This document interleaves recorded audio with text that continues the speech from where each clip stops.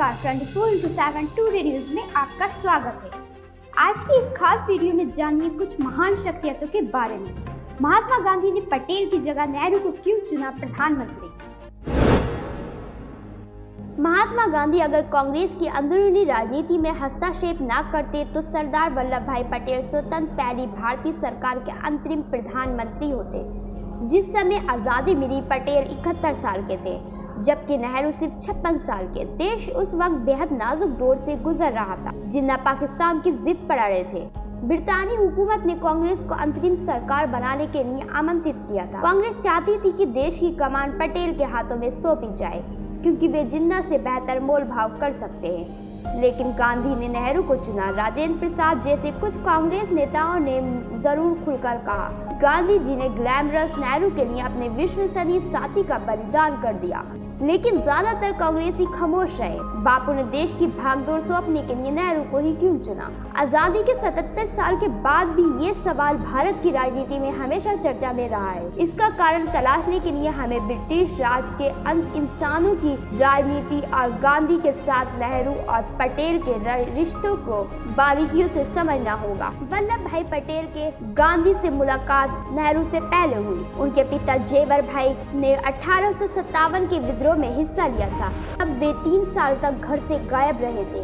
1857 के विद्रोह के 12 साल बाद गांधी जी का जन्म हुआ और 18 साल बाद 31 अक्टूबर 1875 में पटेल का यानी पटेल गांधी से केवल 6 साल छोटे थे, जबकि नेहरू पटेल से 14-15 साल छोटे थे। उम्र में 6 साल का फर्क कोई ज्यादा नहीं होता, इसलिए गांधी और पटेल के बीच दोस्ताना बर्ताव था।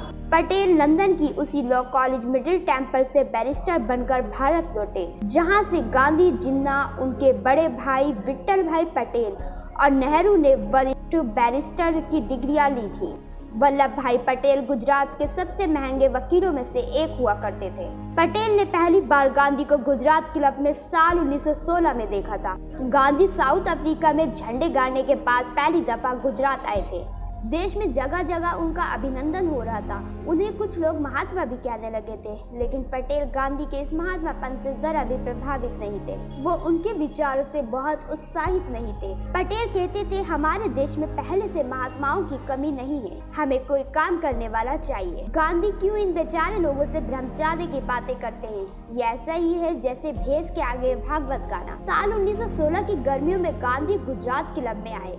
उस समय पटेल अपने साथी वकील गणेश वासुदेव मावलंकर के साथ ब्रिज खेल रहे थे। मावलंकर गांधी से बहुत प्रभावित थे। वो गांधी से मिलने को लपके। पटेल ने हंसते हुए कहा, मैं अभी से बता देता हूँ कि वो तुमसे क्या पूछे। वो पूछेगा, गेहूं से छोटे कक्कर निकालना जानते हो कि नहीं? फिर वह बताएगा कि इससे देश को आजादी किन तरीकों से मिल सकती है। लेकिन बहुत जल्दी ही पटेल की गांधी को लेकर धारणा बदल गई। चंपारण में एक गांधी को जादू का उन पर जबरदस्त असर हुआ। वो गांधी से जुड़ गए। खेड़ा का आंदोलन हुआ तो पटेल गांधी के और करीब आ गए। असहयोग आंदोलन शुरू हुआ तो पटेल अपनी दौड़ती हुई वकालत छोड़कर पक्के गांधी भक्त बन गए।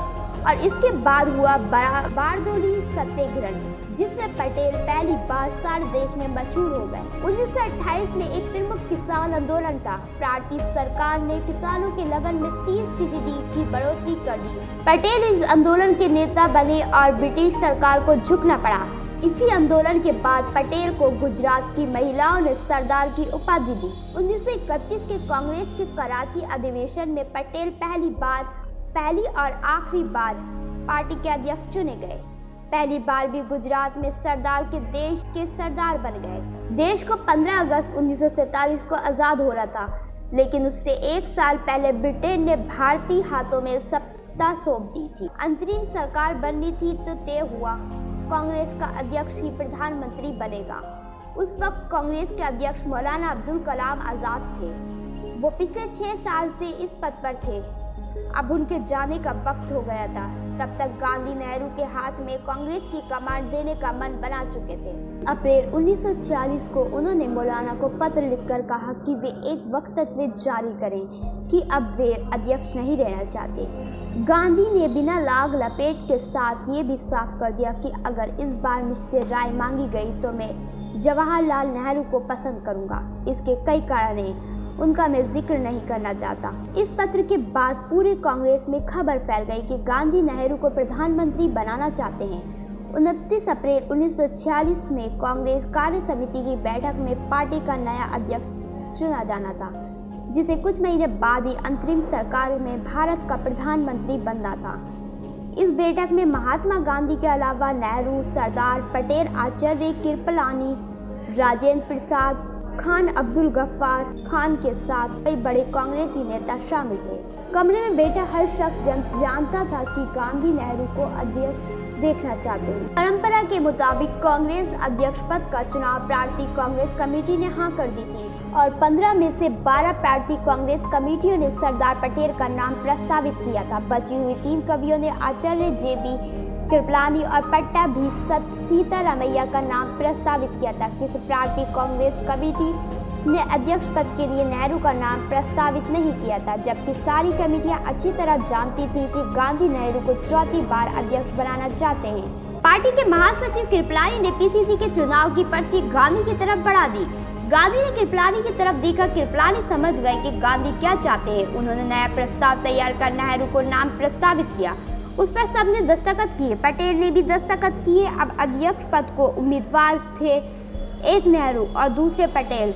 नेहरू तभी निर्विरोध अध्यक्ष चुने जा सकते थे जब पटेल अपना नाम वापस ले। कृपलानी ने एक कागज पर उनके नाम वापसी की अर्जी लिखकर दस्तखत के लिए पटेल की तरफ बढ़ा दी।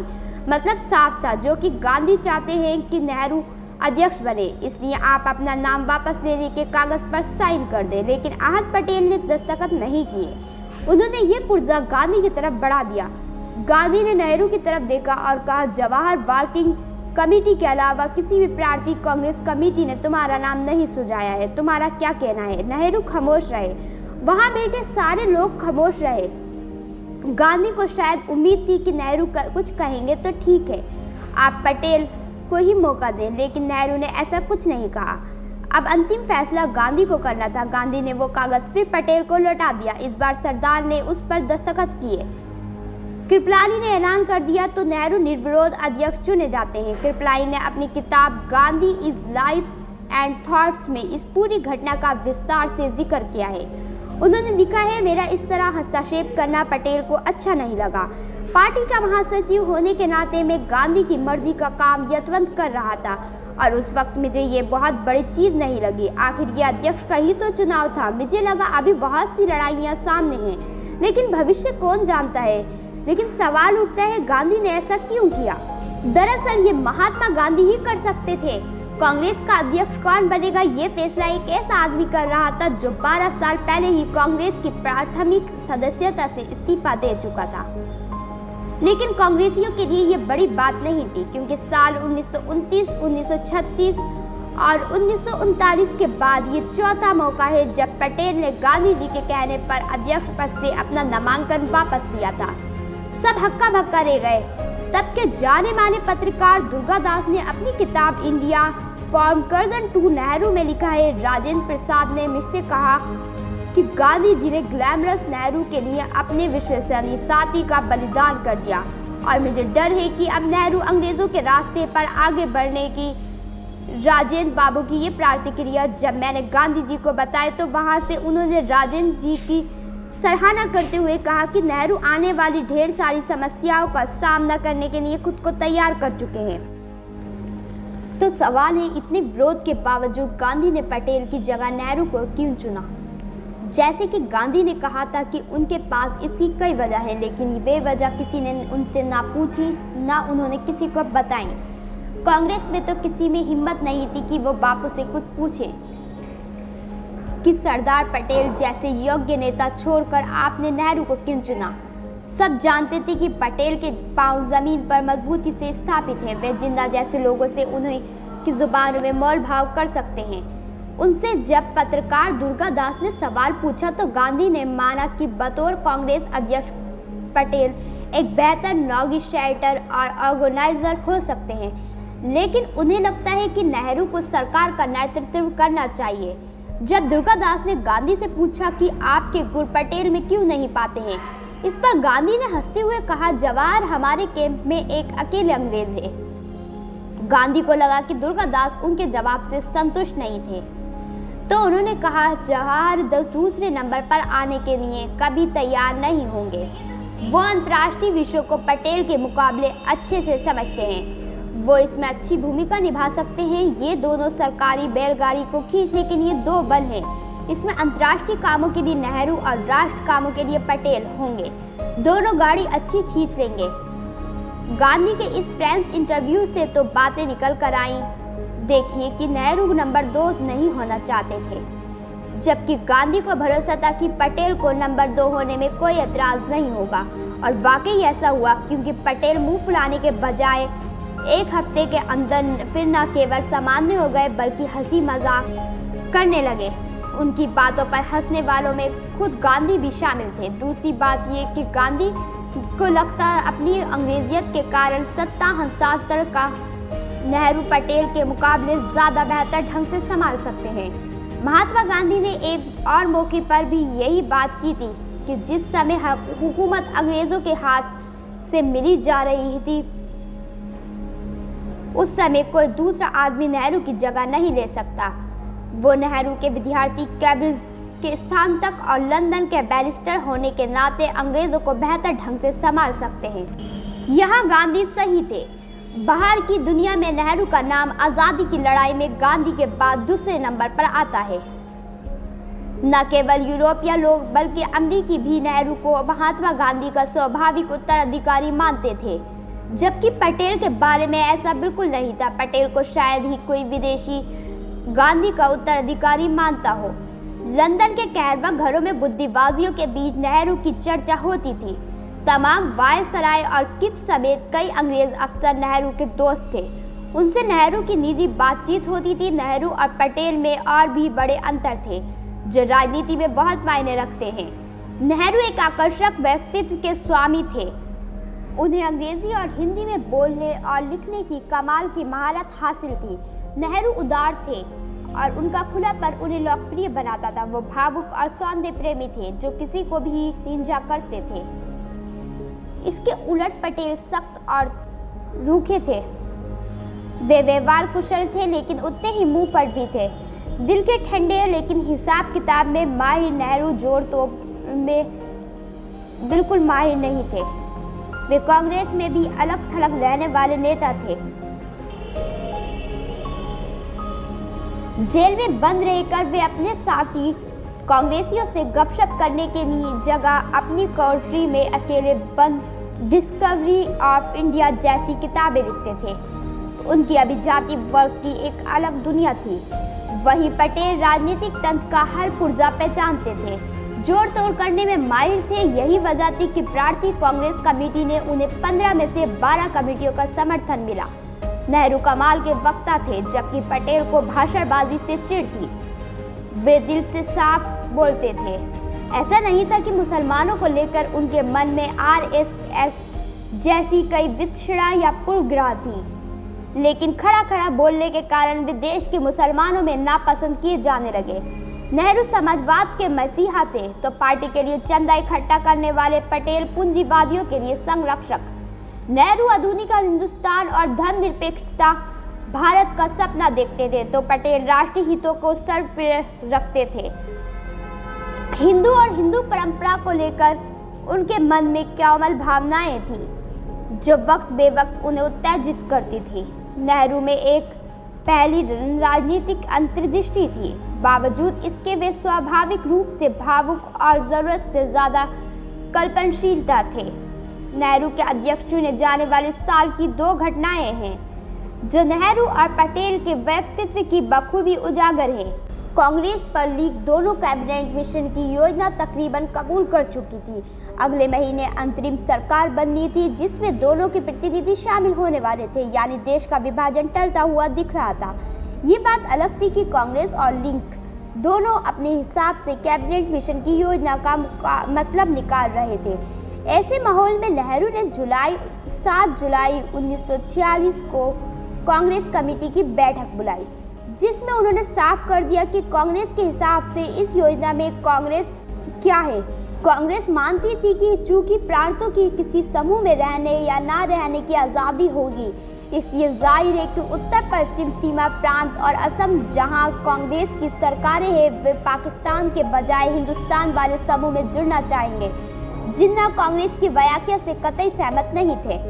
उनके अनुसार कैबिनेट मिशन योजना के तहत पश्चिम के 4 और पूर्व के 2 राज्यों का 2 मुस्लिम बहुल समूह का हिस्सा बनना अबाध्यकारी था। बस यही सोच का अंतर था। अभी समझदारी ये भी थी कि जैसे जो सोच रहा है सोचे, पहले कांग्रेस लीग मिलकर सरकार बनाए, फिर जो जैसा होगा वो वैसा देखा जाएगा। लेकिन इसके 3 दिन बाद 10 जुलाई 1946 को नेहरू ने मुंबई में एक प्रेस कॉन्फ्रेंस करके कहा कि कांग्रेस ने संविधान सभा में शामिल होने का फैसला तो कर लिया है, लेकिन अगर उसे ज़रूरी लगा तो वह कैबिनेट मिशन योजना में फेरबदल भी कर सकती है।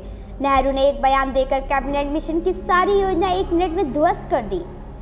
इससे अटूट भारत की आखिर उम्मीद पर पानी फेर गया। नाराज जिन्ना को मौका मिल गया। उन्होंने भी एक प्रेस कॉन्फ्रेंस की बुलाई और साफ कहा कि कांग्रेस के इरादे नेक नहीं हैं। अब अगर ब्रिटिश राज के रहते मुसलमानों को पाकिस्तान नहीं दिया गया तो बहुत बुरा होगा।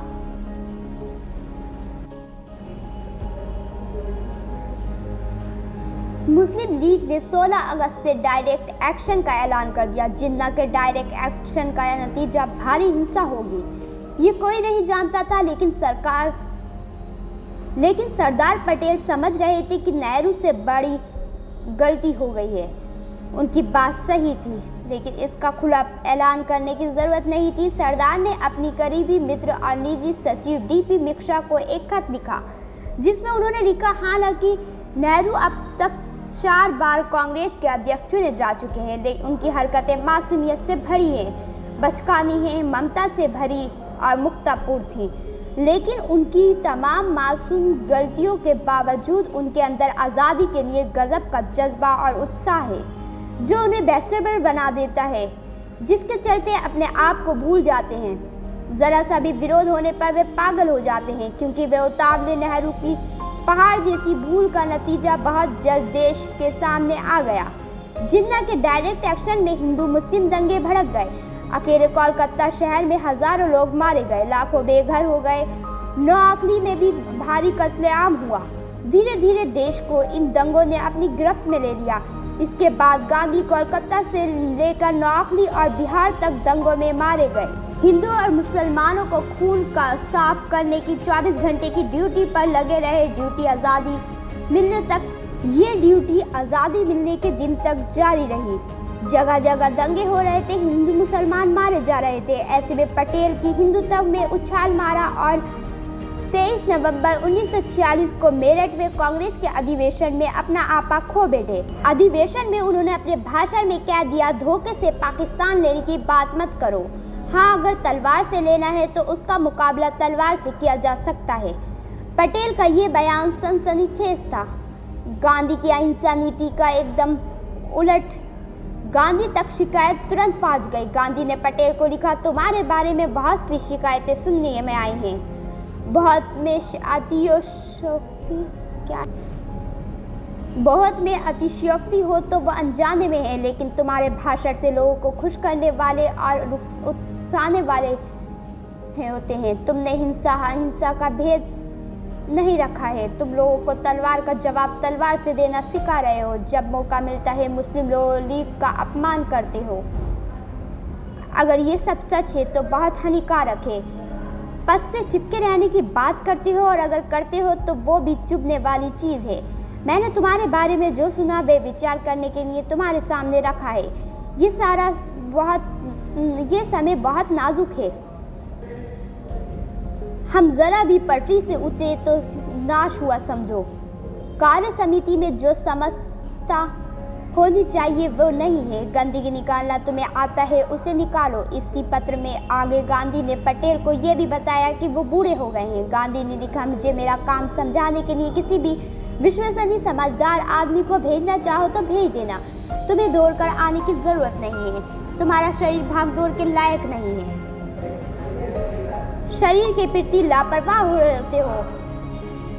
शरीर के प्रति लापरवाह रहते हो, ये बिल्कुल ठीक नहीं है। ये दो घटनाएं नेहरू और पटेल के व्यक्तित्व के बारे में बताने के लिए काफ़ी है। सच तो यह है कि गांधी 1942 में उस वक्त नेहरू को अपना उत्तराधिकारी घोषित कर चुके थे। जब दोनों के बीच मतभेद चरण पर थे, तब गांधी ने कहा था, हमें अलग करने के लिए व्यक्तिगत मतभेद से कहीं अधिक ताकतवर्षियों की ज़रूरत होगी। कई वर्षों में ये कहता हूँ कि आज भी कहता हूँ कि जवाहरलाल मेरे उत्तराधिकारी होंगे तो कहते हैं कि वे मेरी भाषा नहीं समझते और मैं उनकी, फिर भी मैं जानता हूँ जब मैं नहीं रहूँगा तब वे मेरी भाषा बोलेंगे। लेकिन इसका मतलब ये नहीं कि गांधी पटेल से कम प्रेम करते थे। आज न गांधी है, न नेहरू और न पटेल। वक्त का पहिया पूरी तरह से घूम गया है। आज नेहरू कटघरे में है और गुजरात में लगी लोहा पुरुष पटेल की करीब 600 फीट ऊंची दुनिया की सबसे बड़ी मूर्ति। कांग्रेस के महानेता पटेल हिंदुत्व पर उस आरएसएस ने कब्जा कर लिया। कांग्रेस के महानेता पटेल हिंदुत्व पर उस आरएसएस ने कब्जा कर लिया, जिसे पटेल ने कभी प्रतिबंधित किया था।